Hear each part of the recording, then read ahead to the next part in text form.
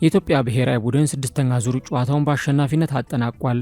ለ2026ቱ የዓለም ዋንጫ ለማለፍ በስድስተኛው ዙር የምድብ ጨዋታ ጅቡቲን የገጠመው የኢትዮጵያ ብሔራዊ ቡድን 6-1 በሆነ ውጤት ማሸነፍ ችሏል።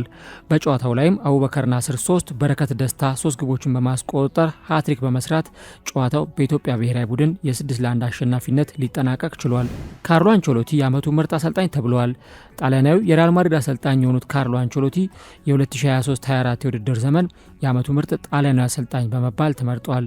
ካርሎ አንቸሎቲ የዓመቱ ምርጥ አሰልጣኝ በመባል የተመረጡት በጣሊያን እግር ኳስ ፌዴሬሽን መሆኑም ታውቋል። ሩዋንዳ ስታዲየሟን ማደሷ ተገለጸ። ምስራቅ አፍሪካዊቷ ሀገር ሩዋንዳ አማሆሮ ስታዲየምን ማደሷን ይፋ አድርጋለች። ስታዲየሙ 25000 ተመልካቾችን የሚይዝ የነበረ ሲሆን ከእድሳቱ በኋላ 45508 ተመልካቾችን የሚይዝ መሆኑም ታውቋል። ኢኒጎ ማርቲኔዝ ወደ ልምምድ መመለሱ ተገለጸ። የባርሴሎናው ተጫዋች ማርቲኔዝ ካጋጠመው ጉዳት በኋላ ወደ ልምምድ መመለሱ የተገለጸ ሲሆን በቀጣይ ባርሴሎና ከኦሳሱና ጋር በሚያደርገው ተጠባቂ ላሊጋ ጨዋታ እንደሚመለስም ተገልጿል። አድማጮች፣ የአራዳ ደቂቃ ስብስብ የስፖርት ርዕሰ ወሬዎች እነዚህ ነበሩ።